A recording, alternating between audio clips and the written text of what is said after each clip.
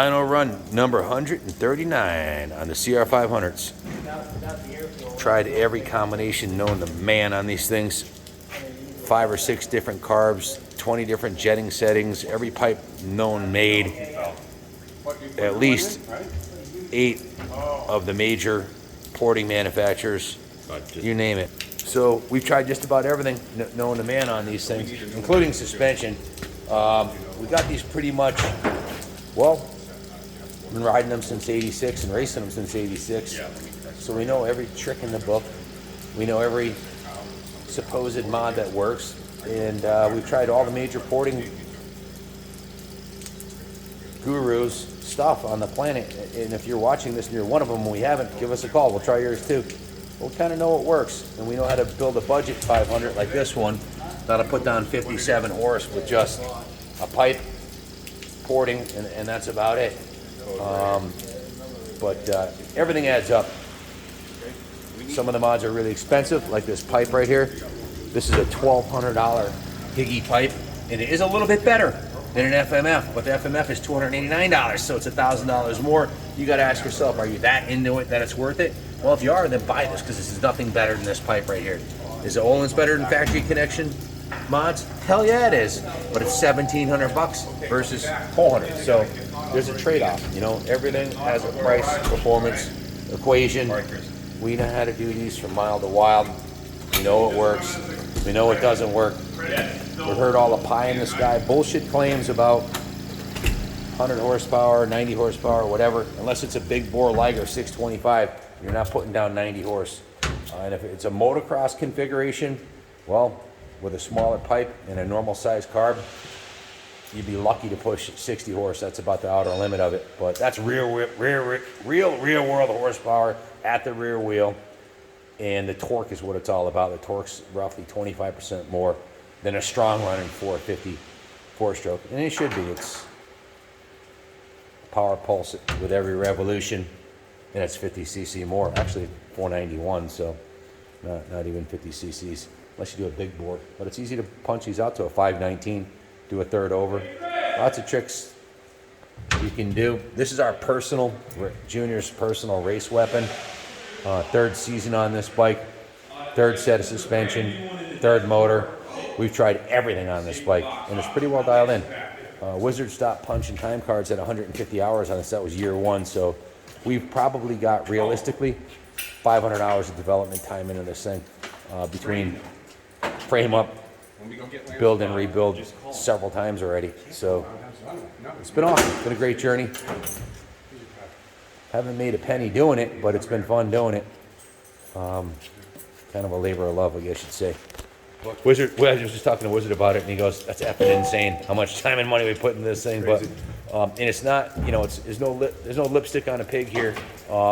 We don't keep this thing all dolled up. This is a test mule, and Junior's racing it, so this is the same set of graphics for 2 years. We're not really concerned about the bling, as evidenced by the stock engine covers. It's all about the performance. We have had the best of everything on this bike. We had the Millar Race Engineering, built500.com, billet block, billet crank, the twerk coating, everything on this motor. But that's not, we actually bent the shift shaft in a unfortunate chain derailment due to a bent sprocket at Daytona. So that motor's out, and Wiz is gonna split cases on it and replace the shift shaft. Wiz, you've been working, well, 3 years now. Yeah. It's my baby. And you've been working on these 500 since the 80s, right? Yeah. And we started this with a, we started it with a 19, what year motor was that first one? 1990 motor? Actually, no, it was an early one. We had to put the different,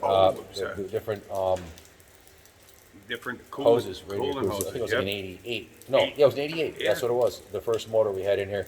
Okay, This is yeah, the third. 88 motor in an 89 chassis. And then we had the billet block, Yep. brand new Then with 2022. Billet cases from Built our 500. service on That it, was an yeah. expensive motor. That one was over $8,000. That motor. Yeah, and that one was strong and great until we. It still is strong and great. It's Yeah. probably and very vibration free. Great motor. It will go back together as soon as we stick shaft in. This one here's a 92 block with a 92 cylinder, and this one's giving us great very minimal investment. Just the what do we do on it? It's got the porting, and it's got the porting and Higgy the pipe. Higgy pipe. Yeah, we just bolted on pretty much everything. Junior's electrics, the Ziggy pipe, his stick carb. We had the MLR intake manifold, and we're going back to a stock because the guy that built this Keith Peterson and ported this built this motor and ported it and everything. and changed the intake track. So he told us he'll probably get better numbers with the stock reads with the stoppers on. See, it's on the dyno because we're running this for the 139th dyno run with the 139th configuration, and this is a stock set of reads with his actual spacer, which is similar to the MLR spacer, but we want the stock reads because he actually epoxy fills the intake port to increase the velocity of the fuel air mixture going through there by narrowing the intake track, which is something I haven't heard of anybody do, but it actually works great. This thing freaking rips.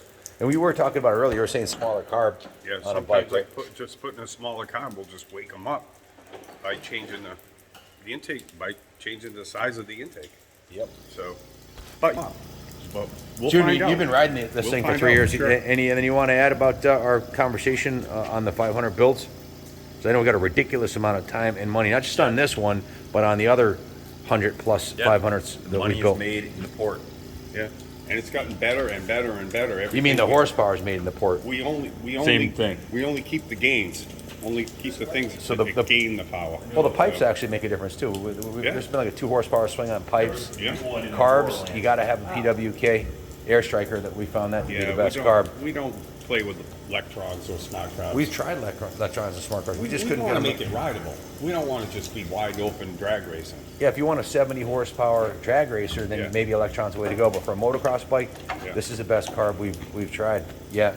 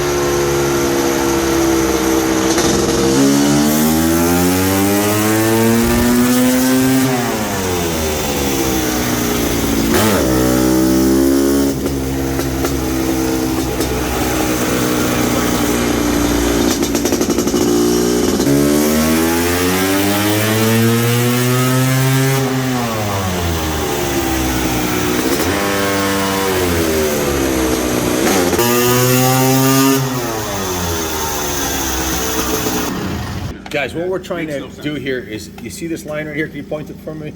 That is STOIC, S-T-O-I-C. What does that stand for? You know? That's the optimal fuel air ratio. Okay, and that's 14 14.7 to 1. Now, when it goes below there, it's running richer, and you can see deeper in the run, it's going below the stoic line. And when it goes above it initially, that means it's leaner, and that's in the pilot circuit. So we're adjusting the air-fuel mixture in the pilot air screw out to try to get that closer to 14.7 to 1. That's what we're doing, guys. We just went through a 65 pilot and a 190 main. We're going to see how this works out.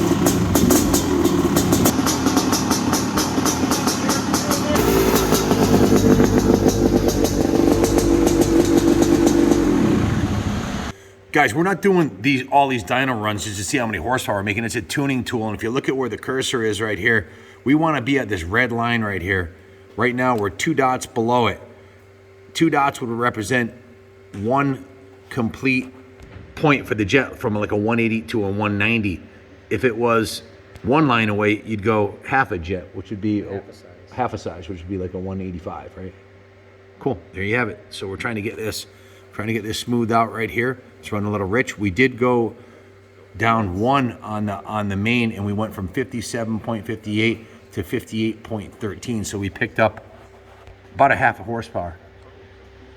And it's not just the horsepower, the rideability, the smoothness, the way it runs off throttle, that's all affected. You know, when you're decelerating, it's all affected by your needle, your pilot jet, when you're off throttle, and when you're on the gas, your main.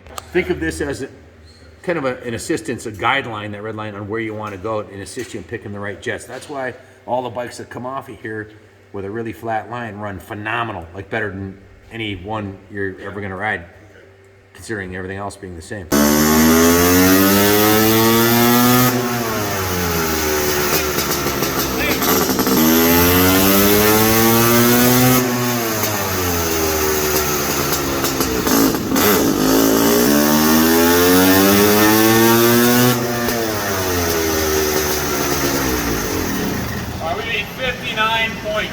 Wow! We're still lean.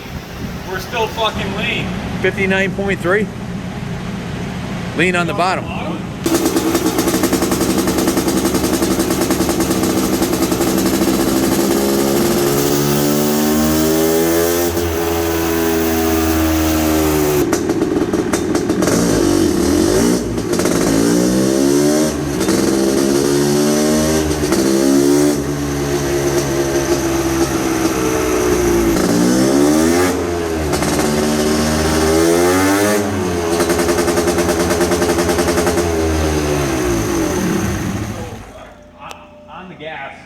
If you're not coming off of complete idle, it's solid. It comes right in that. Yeah. So it's what we're seeing is the stab effect. Right. So you get all that big What's that burning?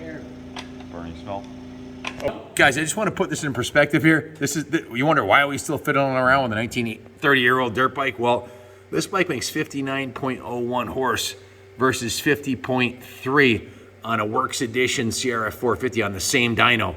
9 horsepower more. That's freaking huge. Not to mention 25% more torque. And if you want to know why did they go to 4 strokes? Well, here's your air fuel mixture right here. It's at stoic pretty much the whole way across, and we're all over the board. So the 2-stroke does create more emissions. That's why they're outlawed by the California Air Resource Board, I believe. But I mean, in the grand scheme of things, what's a tiny little dirt bike engine have to do, you know, compared to locomotives and jets and planes and trains, you know? Boats burning in the Boats. water. Yeah, let's not worry about a couple of dirt bikes in the desert. Well, let's clear something up. Any carbureted machine, especially if you're fiddling with it, you're gonna have some funky air fuel lines. It's not FI. It's gonna be all over the place. But the horsepower is dramatically different here. And it's not just the fact that this motor produces, well, 20% more horsepower and 25% more torque. It's the fact that it's easily repaired and rebuilt. There's only like 7 moving parts in a 2-stroke versus dozens in a 4-stroke. You don't have valves. You don't have 33 years old. You don't have camshafts. It's 33 years old. Show me a 33-year-old 450 4-stroke that's going to run like this. So it's about the simplicity. There's a reason why Gas and KTM and Husqvarna have 17 different 2-stroke models still, because they flat out work. They work off-road, they work on the track, they work everywhere. Once we can get a fuel-injected 2-stroke on here, we're going to do a reading too. Stay tuned, because that's going to happen real damn soon. Can't say too much, but we have a couple of special behind-the-scenes projects. Well, not more than a couple, a bunch. So stay tuned as we figure all this out. We think we got the 500. It's pretty well dialed in at this point. If we haven't figured it out by now, we never will know. What are we, 160? I think we're up to like 146 dyno runs with the 139 plus the 7 we did today. So and every time we run the dyno, there's a different change. So we've tried so many different combinations. I'm not going to say we're beating a dead horse, because we're not. You know, we're 59.31 rear wheel horsepower. This is the Keith Peterson Engineering engine. Very affordable build on this thing. It's just basically porting. It's even got the stock reed valve, right? Stock reed valve. Stock and now reed valve. Junior's going to have to hold on to this bad boy. Yeah, stock porting with a pipe and a couple mods on the carb. Yeah. So basically porting and a pipe, and you got 60 horse rear wheel, and very easily rebuild, and super reliable. Things will run forever. So get yourself an old 2-stroke or a brand new 2-stroke or a new 4-stroke, whatever lights your fire. This is not a debate about that. This is just something I've been interested in since 1986 when I started running these things. I knew they were hot. I went from being a mid-pack rider to winning 9 out of 11 motos in a row. So, and it was all the bike that changed. A lot of fun to ride. Stay tuned. We got some modern 2-strokes we're going to be doing a bunch of testing on very soon. Can't say more than that. Thanks for watching, and God bless America.